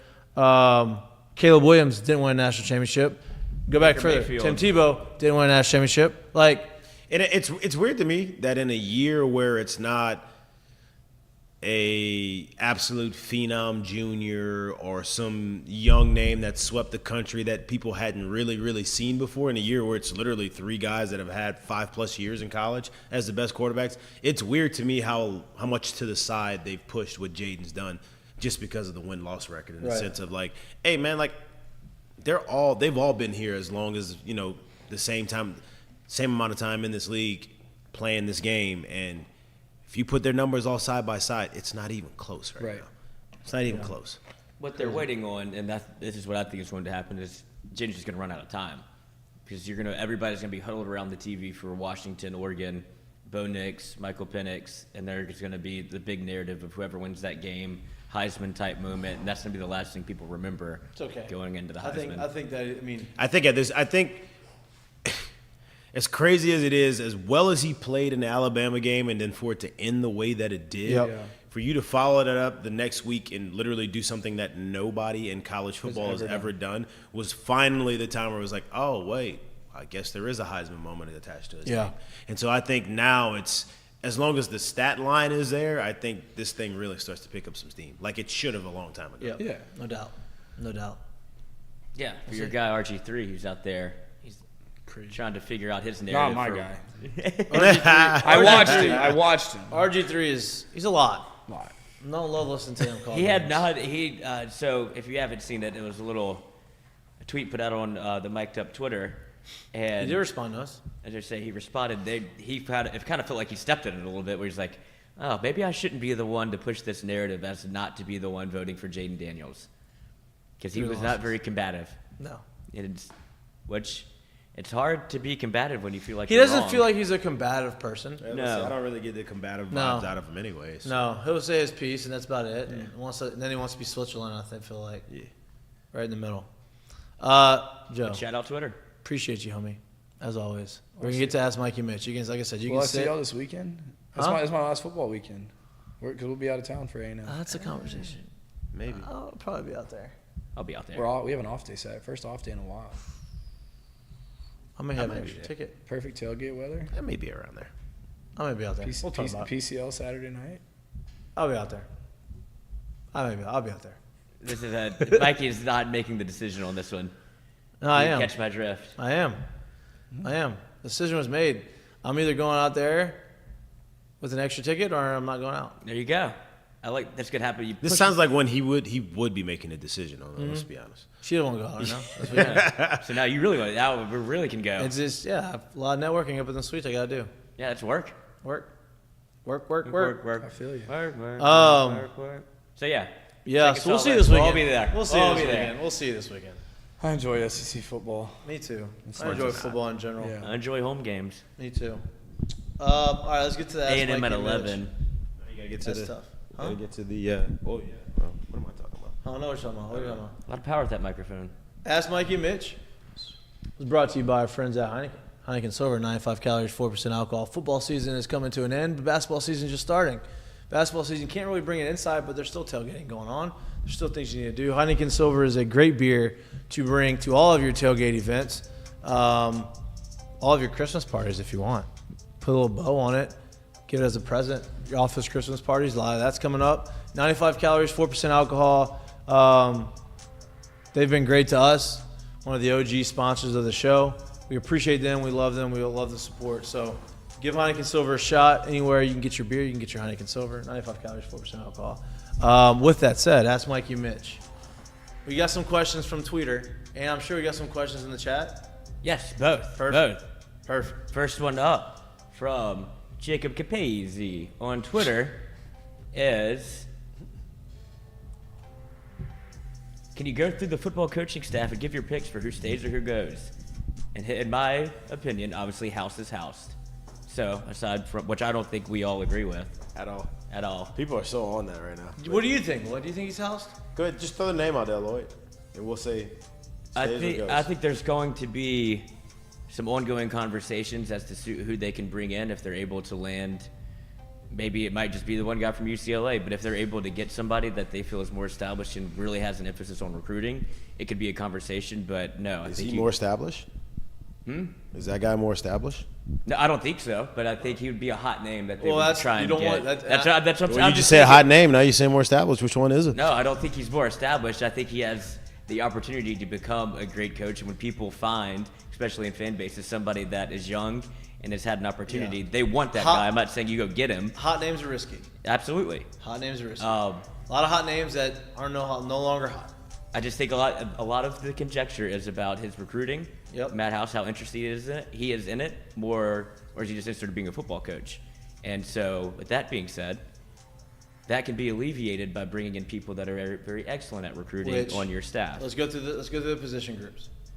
I think you get a new defensive line coach. Obviously, Lindsey's back, but I think you get a new defensive line coach. So I don't know, is that a firing or is that? I guess that would be a firing technically. You get a new cornerbacks coach. That would be a firing. That's a firing.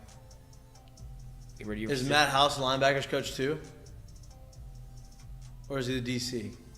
And just the DC? No, he's the linebackers coach as well, because that was part of the reason that they got rid of Blake Baker, because he wanted to stick around, goes to Missouri. He coached And linebackers. he's having a great.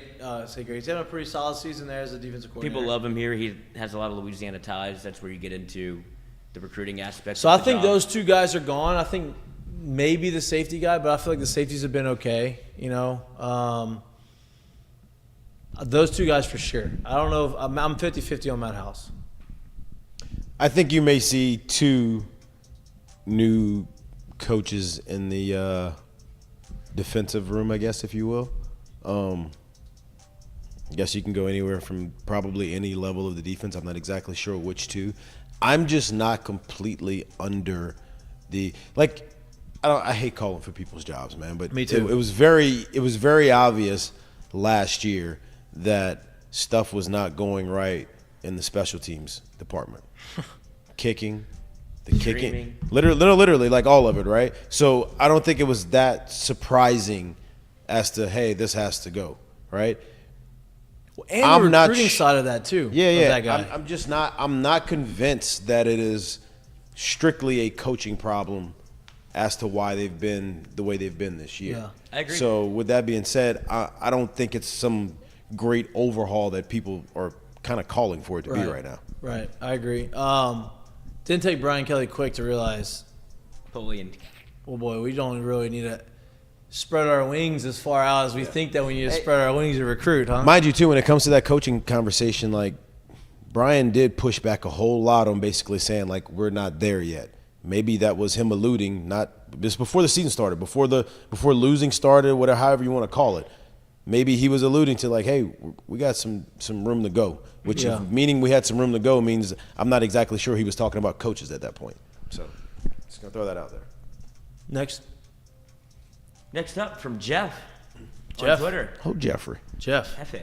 Does LSU go after a quarterback in the portal this offseason, or do they stick with Nuss, Collins, and Hurley?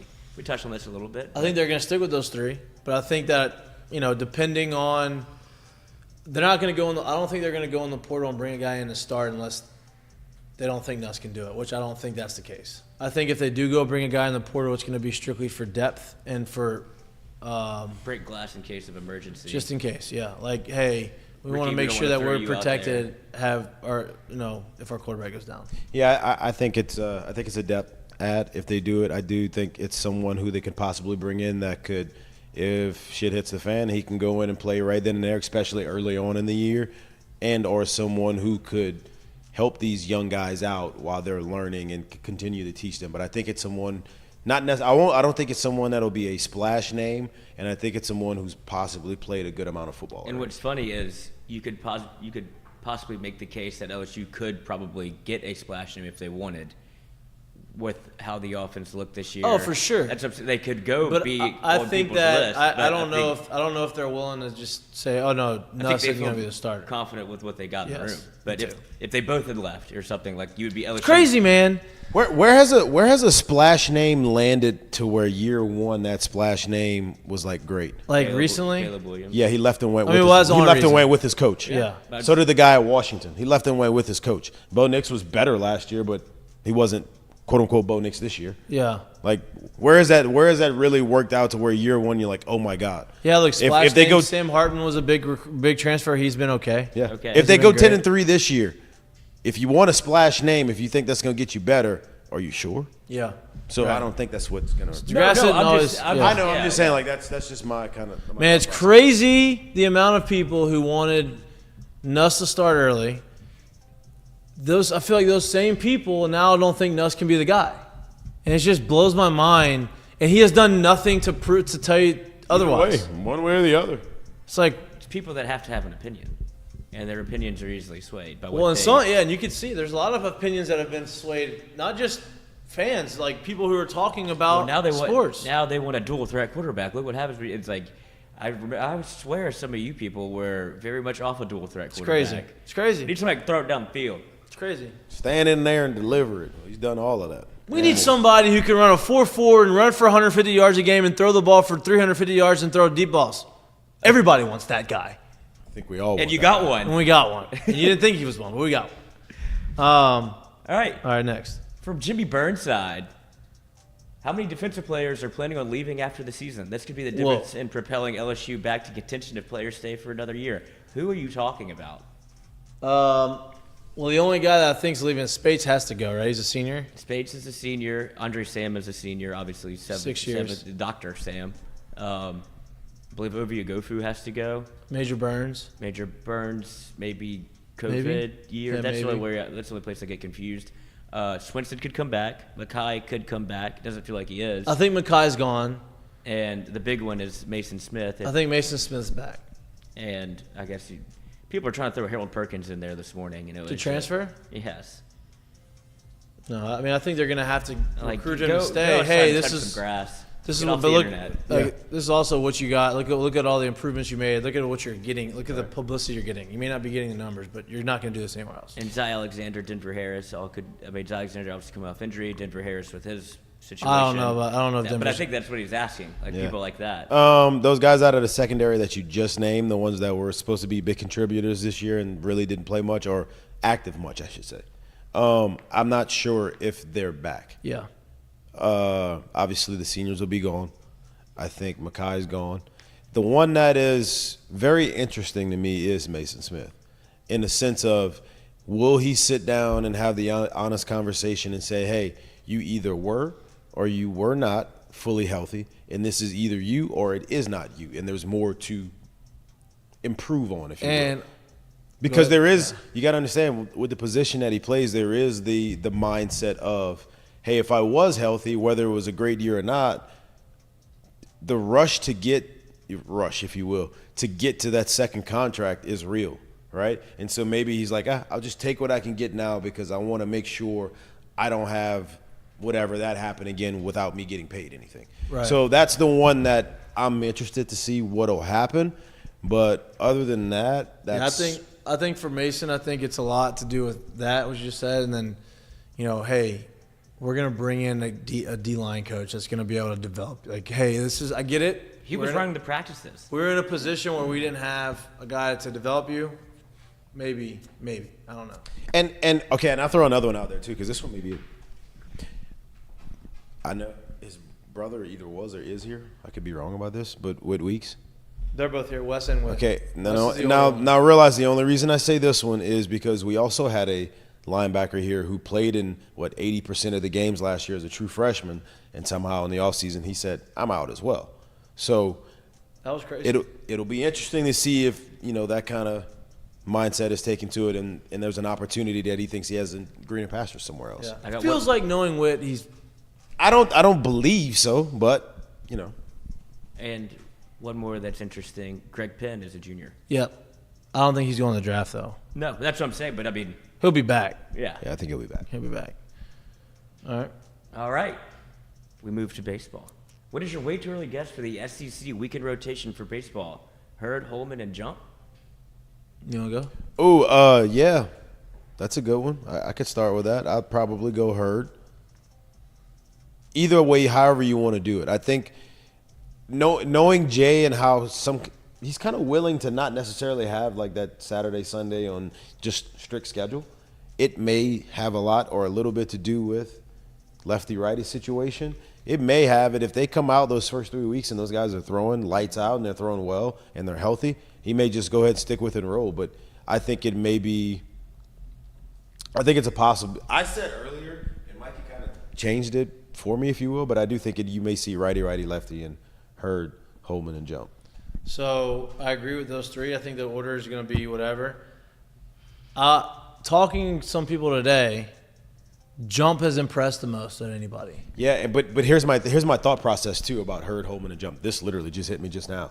Is you got 37 lefties out of the pen, right? So that means Friday and Saturday, if those guys, you get as much as you can out of those two starters, and then I could just lefty you to death all day. Right. And then on Sunday, I'll lefty you all day until I need to throw a righty in that situation. Yeah, no, yeah. And they just – so the information I got today is that Jump has looked unbelievably impressive in the fall, and not just with his stuff, but like kind of the way he is, like personality-wise, and like he's kind of got it kind of thing. Like basically said he's a motherfucker is what the guy told me on the mound. Like he's a dog on the mound.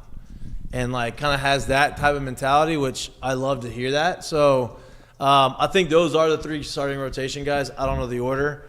I wouldn't be shocked. I think Thatcher is going to be the Friday guy, but I would not be shocked if maybe jumped his way into that. But I think. But that would come off of underwhelming performance, if you will. Yeah, if Thatcher's like balling, he's the Friday guy. Exactly. No doubt. All right, next. Next question. I can't do the starting lineup one. I don't know. That's what I was looking through YouTube. I mean, we've banged that drum quite a bit. Yeah, I don't know. I'm not ignoring. I just it's way too far out. Too, yeah, man. There's a lot of questions they got to figure out. There's a lot of moving parts. All right, from asking the lineup is almost like asking like, well, what are we gonna see out of the pen? Well, dude, there's a lot. I don't know how those rules are gonna play out. The information I got today was there's at least 8 pitchers on this team that this person believes isn't a big leaguer. 8. So that's over 50% of. It's pretty good. He said this offense has some work to do right now. Like they're good, right? Like they're good. Don't get me wrong. They're younger, so they're gonna have to take some time, which I think we all knew. So that's just another tidbits. Let's go ahead. Next question. Do we have any other questions? Yes. Hold on. Sorry, I have to getting everything organized over here. I like that. Okay. Hell yeah. I hadn't done that in a while. Nice hands, feet. From Fonz. He always loads up this segment. I appreciate it, buddy. Ask him. Do you go to bowl games? Whoa. Do you go to bowl games? What level game would it take for y'all to go? Do I go to bowl games? I've been to bowl games. What's the lowest rent bowl game you've gone to? Independence Bowl in 1995, 6. Whenever they played Michigan State or Notre Dame up there, both of them. I have family in Shreveport, so I made it. But I was young. I didn't make the decision. I was just along for the ride. Did they play Texas in the Independence Bowl, Nick Saban's first year? Roy Williams? No, that was a Cotton Bowl. That was the Cotton Bowl? Yeah, I January- remember that. Yeah, me too. That was a Cotton Bowl. No, I mean, I do go to bowl games. The problem with the bowl games is it's right around the holiday season, so it's hard for me to go. I didn't go to the first playoff game last year. I didn't go to, until last year, 19, until they went to the national championship. So, I guess for me, I don't think it's a level of game. I think it's more of Convenience of game. Yep. Yeah, I mean that's literally what it is for me. It's literally National championship. in right New Orleans. around the holiday season, so it's kind of tough, and you have family in and out, you're making moves and this and that. So that's probably been more of the reason why I haven't gone more than anything else. But yeah, does LSU have a chance to finish the season in the top 11 and get into do they have a decent chance? bowl? They are projected to play. Notre Dame Yes. and Tampa. Yes. Yes. So, Which Tampa's a great place. Maybe I have to make a trip there. yeah, you have A lot of connections Ties. to Tampa. Yeah. Next. next one up. If JD5 and Malik don't win the Heisman, Biletnikoff, does that really show the national media bias against LSU? I don't think there's very much. There's no bias. It's not Unless towards you're LSU. talking about him. Huh? Unless you're talking about them. Yeah, I don't think there's bias. Like, oh, he went to LSU, he's not getting it. Like, I don't think it has anything to do with it. I think it's just the Heisman's always been that way, right? Those awards have always been. Look, Grant Delpit should have won the Thorpe Award the year Sophomore before he year. won it. And the year he won it, he wasn't the most qualified guy to win it that year. It was based off what he did the year before. So, like, awards have always been that way. I don't really think there's a bias against LSU. Me either. What I do think there is a bias against the sometimes second or maybe third and or fourth place team that comes out of the SEC. Yes. What I also do think is there is a bias, and it would make sense, right, to have the national media push teams from all over the country, right? So I do think that goes on. So if you're not that first and or 1B out of this conference, I do think, hey, okay, well, let's kind of talk about somebody else here. I think that happens. So if you just happen to fall in that situation, there you go. And last one is what jersey combination for this weekend? Obviously, it's an out-of-conference game. You go straight purple gold, Yeah, purple gold. or you go white, purple, white, The best one that doesn't get worn enough. purple and gold. A lot of players say that. Yeah, it's great. I like the purple and gold. The white and white helmets were. The pants didn't match. That's how can we not fix that? I'm gonna be honest with you. This is the first time I ever seen it, but I love the all white with the gold helmet. Yeah, it's pretty sick. If the pants match, it'd be perfect. I don't understand. We, Yeah, are hey, they- we wore a championship gold for our banner drop. Those are cool. I like. Championship- We I don't love wear that those championship enough. gold's a thing. We don't wear Baseball. those enough. Did they wear it? Did they wear a championship gold in Game 3? Didn't they? No, they were gray, right? Purple. I don't know what they wore. I don't know. I don't remember. Yeah, I because think y'all they- left. Y'all left me there. Oh yeah, We did. Like, I'm glad you made it back. I didn't know you were what going to make it. What that was a bender. a bender for you. Hey, but it worked. It worked. 12 days in Omaha. They could have handed out 2 MVP trophies that week. That was impressive. I would have gotten runner-up. I went there twice. Yep. They asked me what I'd do and who I'd do it for. LSU baseball, baby. It was a fun time. We'll be back. Yeah, that was a huge ask of them. This time we'll be more prepared. Both trips. Both Birmingham trips. and Omaha. Yes. We'll be way more Birmingham, that was prepared. a joke. That y'all, what, 24 hours there, 36 hours? It was. It was quick. We'll make it a little longer. Yeah, it'll be better next time. All right. That's all you got for Mikey and Mitch? Yes, Okay. That was a good ass Mikey and Mitch. Let's get to the Seckies. they were gold. Championship gold. Because remember, the big hubbub was that Paul Skeens only pitched in purple. They came out in purple for warm-ups, and then game time gold. They did wear gold Yeah. Gold. somehow. Maybe Cool. not. I love Championship gold, gold, baby. Let's get to the Seckies Mistake of the Day. Is brought to you by our friends at Dozy Place. Doe's Eat Place. It's Burger Week. I know it is. It's Burger Week. Sorry, I have It's to been open up the document such again. a crazy week this week for me. I know. I hear that a lot from you. At least you, dude. Great energy today. I'm proud of you. I mean, Coach, you know what I do. My days consist of. I know. Like, I'm just glad I'm on the docket for the phone call. Yeah. I've wiggled my way in there on Monday and Wednesday and Friday. You gotta make sure you're alive. I know. that's why you weaseled your way in there. Make sure you're not sleeping. You know what we gotta do. This becomes a priority. My favorites want to tell Lloyd, hey, Wednesdays are the hard days. Like, we got to go and set up a lot more than we normally do. You got to be ready.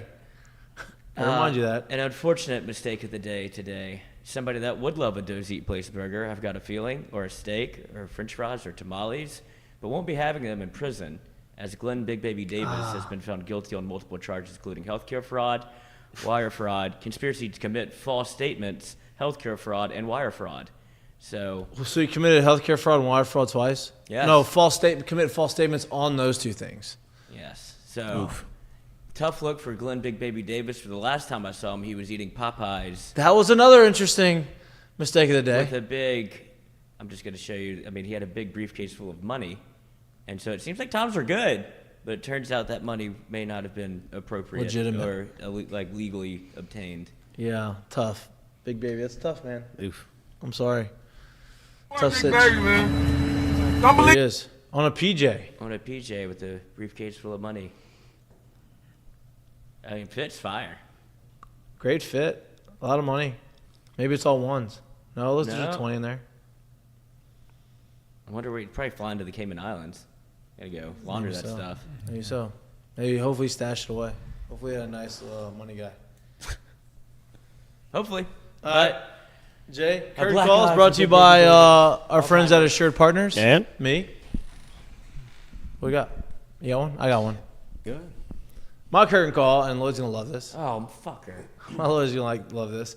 So my curtain call is to the budding relationship that is Travis Kelce and Taylor Swift. It's a plant. They are taking their love to the next level. A threesome? And both set of parents, I'm just ignoring that one. Oh my God. Both set of parents are meeting each other this weekend.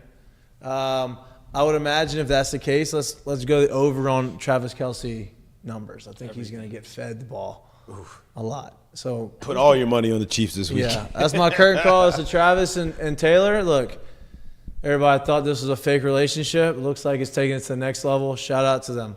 Still, I know you love that. Or Lloyd. you could take the under on this because he's going to be distracted trying to impress them. No, his stats. I saw that on whatever last. I don't think he's distracted by that. Yeah, I don't think so at all. When you got a quarterback that can do what Mahomes does, he makes sure that he feeds him. I know, but he's going to be distracted. A lot of family time.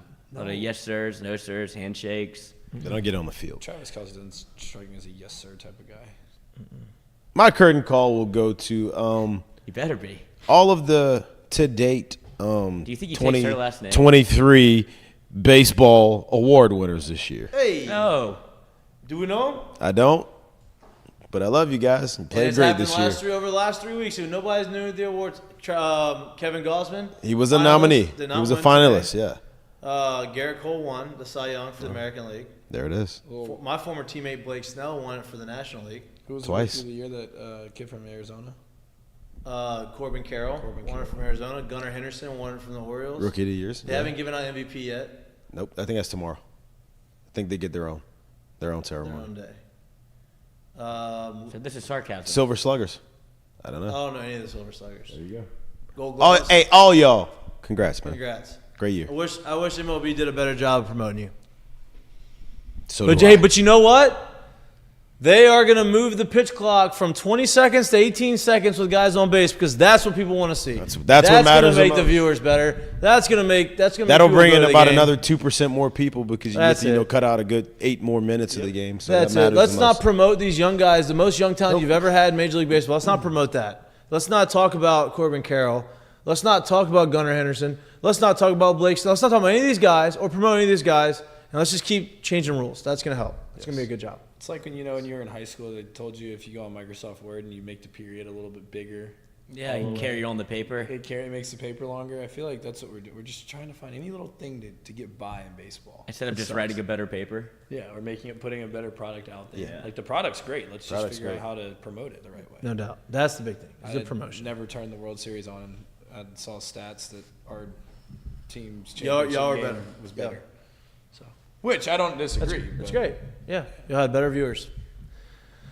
That's all we got for today. What you got? Oh no, you got a curtain call. My bad. My bad, do. Lloyd. Give it to us, I'm Lloyd. What surprised do you you got have here? I've got AI is on the way, boys. This is AI. It's got to be Jim America's team. Harbaugh. Got to be America's team.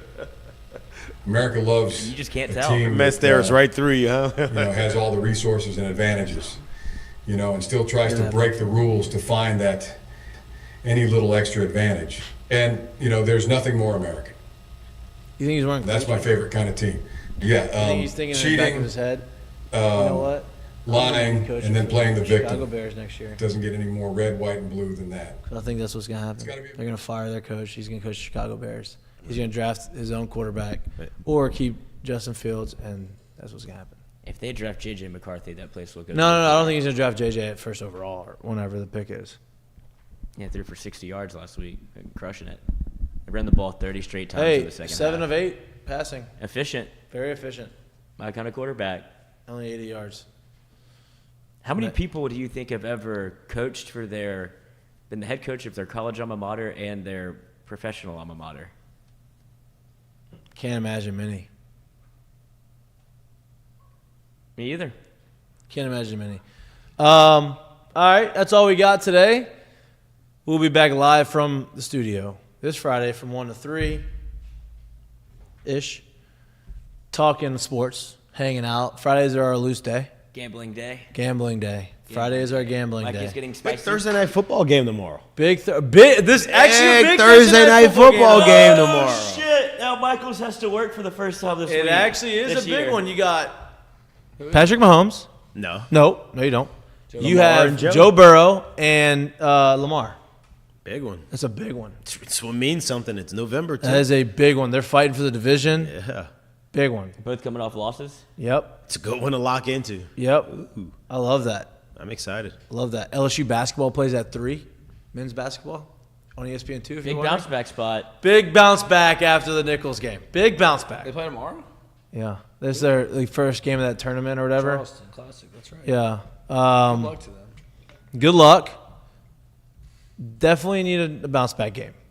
Do something. You're on national Impress TV. the recruits. What's his He's name? recruiting. He's bringing some guys in. Famous? Oh, Soak the Shocker's son. Yes. Texas basketball soccer. Victorious Number one point guard in the country today. Miller. Victorious Miller. Victorious Miller. For all of you from Louisiana who aren't very, don't really understand the rap game that came out of Louisiana, Master P. This is Master P's nephew. The father, the son of Soak the Shocker. Master P, Soak the Shocker, related. Both were rappers, both from here. Oh, man. And Victorious Miller from LA. That's who he is. He's, a rapper. I think, one of the top point guards in the country, if not the top point guard in the country. Recruit. I think he's a top 50 player. Yep. And between LSU, USC, Oregon, and someone else, and then the G League. That's who he's throw the G League in there. How do you throw the G League hat on? You just put the G League hat on, like I'm going to the Ignite. You just get on a flight. Yeah. Is that the Get Gordon hat, or is it the actual G? Yeah, that'd be. Oh, what if he bought he could buy a G League team. I'm sure he could. That would be legit. I don't know if he wants to, but I'm sure he could. All right, that's all we got for you today. We appreciate the love and support. Please like and subscribe. We appreciate you, Joe, as always, coming in. Can't wait to have these more conversations with you after Thanksgiving. Mic'd up rope hat is a hell of a call. Mic'd up rope hat is. Do it in cursive, black needs and to happen. white. Yeah. Like that. Like that. We'll be back again on Friday. Please like and subscribe to our YouTube channel if you can't watch us and you like to listen to us or anywhere you get your pods. Appreciate the support. Enjoy the rest of your Wednesday, and we'll see you on Friday. Peace. Peace.